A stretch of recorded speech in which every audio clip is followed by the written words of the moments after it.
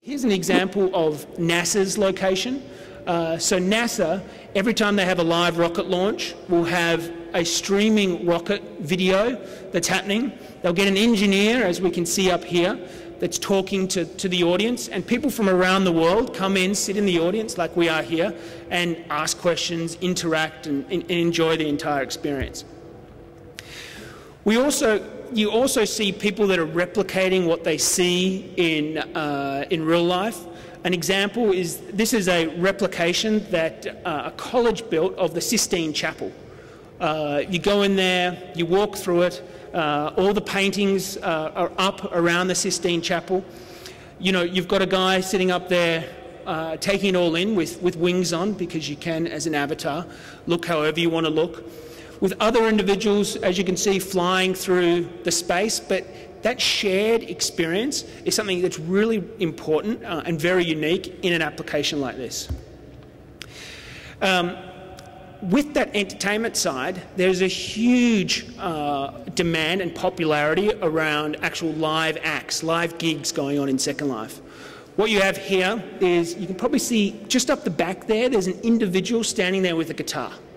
Now, this person is actually streaming in themselves, sitting at their PC at home. They've got downloaded one of those applications that allow you to play music, and they've hooked their guitar up and they're singing, entertaining a crowd of people that are standing around them, dancing, socialising, just having a great time. We see a lot of mixed reality events where people will be doing a presentation like this one, as well as simulcasting that presentation into Second Life. And they will take questions from the audience here, as well as the audience within Second Life. And not only does it have to be an individual just doing an act at their computer, there's a lot of live music groups that tour Second Life and will go to a lot of the popular places. You know, these two individuals, one could be based in the US, the other could be based in France, and just downloading standard technology, sync their music up, and so it comes into Second Life streamed, and it sounds as if there's a band there. And here's another just example of a mixed reality event. But because of the popularity of the entertainment side of Second Life and the ease of being able to set this kind of thing up, there's in excess of 1,000 live events that happen in Second Life on a daily basis. Now, all of those live events, the company Linden Lab, where I was, Linden Lab didn't set up any of these events.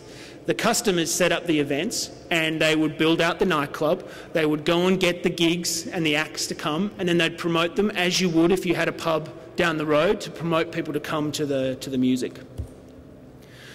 So I keep referring to the fact that people can create their own content, and that's one of the sort of key elements of the diversity within Second Life.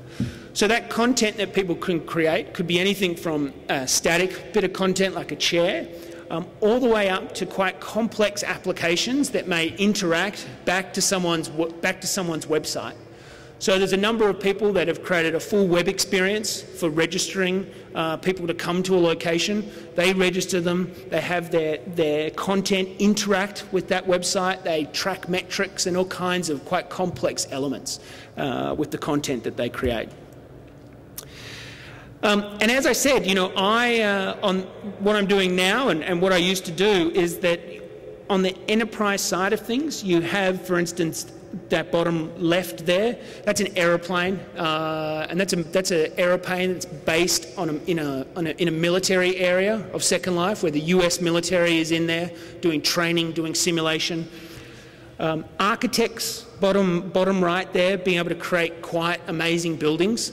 And to the entertainment side, they're also able to leverage their creative skills and build, you know, amazing nightclubs.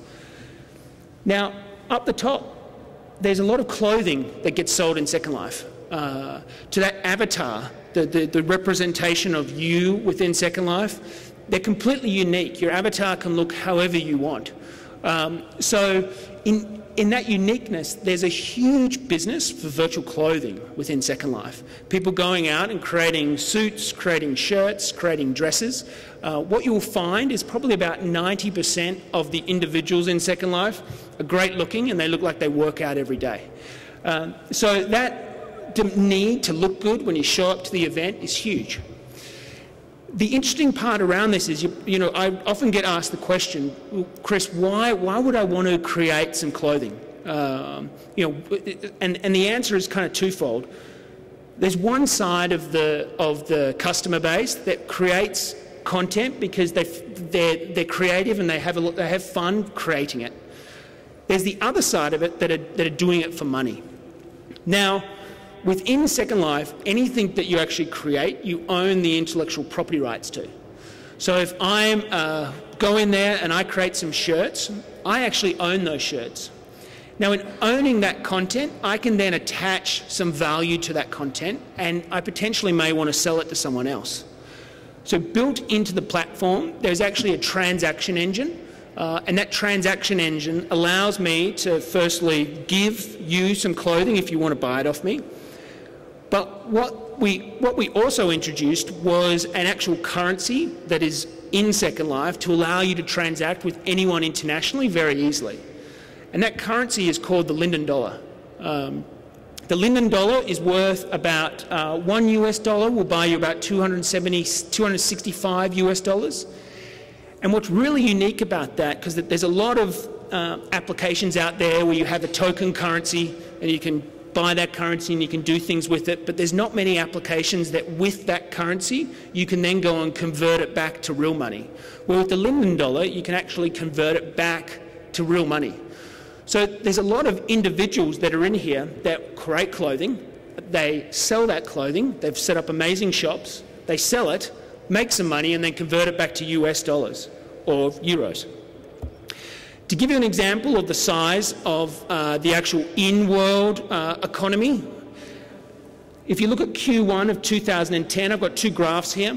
The top one is actually looking at virtual currency exchange. So to be able to buy and sell the currency, there's a currency exchange. I actually was involved in setting that currency exchange up and running the currency exchange.